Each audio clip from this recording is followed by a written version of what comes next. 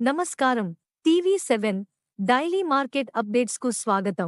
AI పండించిన పంట ప్రపంచంలోనే తొలి ఇండోర్ ఏఐ ఆధారిత వర్టికల్ బెర్రీ ఫామ్ వర్జీనియాలో ఏర్పాటు.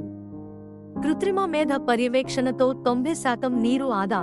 వర్టికల్ ఫార్మింగ్ గురించి మనకు తెలుసు. నియంత్రిత వాతావరణంలో మొక్కలను పెంచడమూ కొత్త కాదు.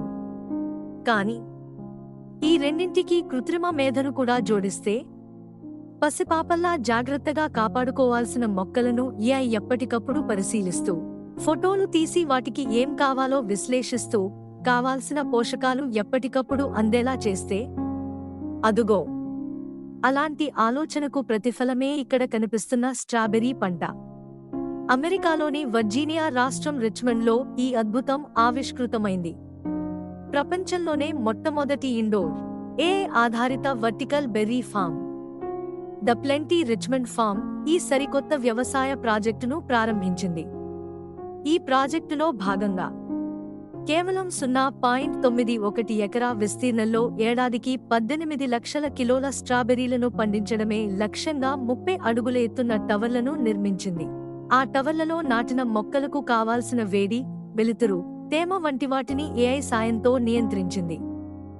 దానివల్ల మొక్కలు చాలా ఆరోగ్యంగా పెరగడమే కాక అత్యుత్తమ నాణ్యతతో కూడిన స్ట్రాబెర్రీలు పండుతున్నాయి.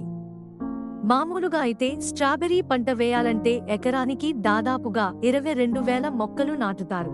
ఎకరాకు దాదాపు 8 టన్నుల దిగుబడి వస్తుంది. కానీ కృత్రిమ మేధ పర్యవేక్షణ, వర్టికల్ విధానంలో సాగు చేయడం వల్ల సంప్రదాయ విధానంలో పండించే పంట కన్నా 90% తక్కువ నీటిని, 97% తక్కువ భూమిని ఈ ఫామ్ వినియోగించుకుంటోంది.